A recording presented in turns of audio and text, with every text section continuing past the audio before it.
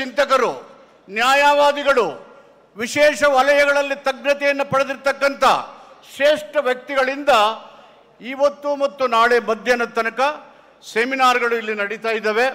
ಇದರ ಮೂಲ ಉದ್ದೇಶ, ನಮಗೆ ಸಂವಿಧಾನ ಬಂದು 75 ವರ್ಷ ಆಗಿದೆ.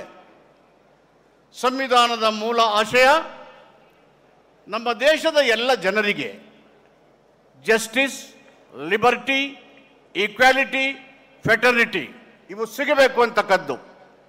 ಸ್ವಾತಂತ್ರ್ಯ ಬಂದಿದೆ, ಸಾಮಾಜಿಕ ಸಮಾನತೆ ಸ್ವಾತಂತ್ರ್ಯ ಇಲ್ಲ. ಅರ್ಥವ್ಯವಸ್ಥೆ ಭದ್ರವಾಗಿದೆ, ಎಲ್ಲ ಜನರ ಆರ್ಥಿಕ ನ್ಯಾಯ ಸಿಕ್ಕಿಲ್ಲ.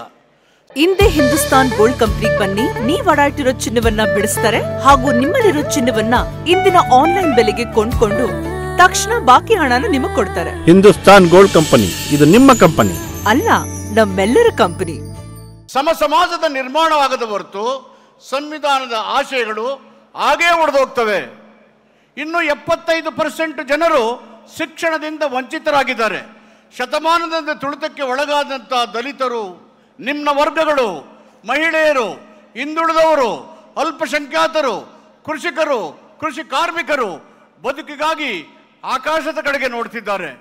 ನಮ್ಮ ಕೈಯಲ್ಲೇ ಇರ್ತಕ್ಕಂಥ, ನಮಗೆ ನಾವೇ ವಿಧಿಸಿಕೊಂಡಂಥ ಸಂವಿಧಾನದ ಆಶಯಗಳು ಹಾಗೆ ನಿರ್ಲಿಪ್ತತೆಯಿಂದ ಇರುವಂತೆ ಇಂದಿನ ರಾಜಕೀಯ ವ್ಯವಸ್ಥೆ ಧರ್ಮ ಮತ್ತು ಜಾತಿಯನ್ನು ಮುಂದುವರಿಸ್ತಕ್ಕಂಥ ಕೆಲವು ಜನ ಸಂವಿಧಾನದ ಆಶಯಕ್ಕೆ ವಿರುದ್ಧವಾದಂಥ, ಸಂವಿಧಾನದಲ್ಲಿ ಎಲ್ಲರಿಗೂ ಸಮಾನತೆ, ಸಮಾನ ಅವಕಾಶಗಳು, ಸರ್ವಧರ್ಮದ ಸಮನ್ವಯತೆ ಮತ್ತು ವ್ಯಕ್ತಿ ಗೌರವ, ಸ್ಥಾನಮಾನ ಇವೆಲ್ಲವನ್ನ ಗಾಳಿಗೆ ತೂರಿ ಸರ್ವಾಧಿಕಾರಿ ಧೋರಣೆ, ಧರ್ಮಾತೀತವಾದಂಥ ನಿಲುವುಗಳು ನಮ್ಮ ಸಂವಿಧಾನದ ಆಶಯಕ್ಕೆ, ಸ್ವತಂತ್ರದ ಉದ್ದೇಶಕ್ಕೆ ಭಂಗ ತರ್ತಕ್ಕಂಥ ಈ ಸಂದರ್ಭದಲ್ಲಿ ರಾಜ್ಯ ಸರ್ಕಾರ ಒಂದು ತೀರ್ಮಾನವನ್ನು ಮಾಡಿ ರಾಜ್ಯದ ಎಲ್ಲ ಜನರಿಗೆ ಸಂವಿಧಾನದ ಆಶಯಗಳ ಅರಿವಿನ ಜಾಗೃತ ನಡೀಲೇಬೇಕು ಅಂತ ಹೇಳಿ, ರಾಜಕೀಯ ಉದ್ದೇಶ ಇಲ್ಲದೇನೆ, ಓಟಿನ ಉದ್ದೇಶ ಇಲ್ಲದೇನೆ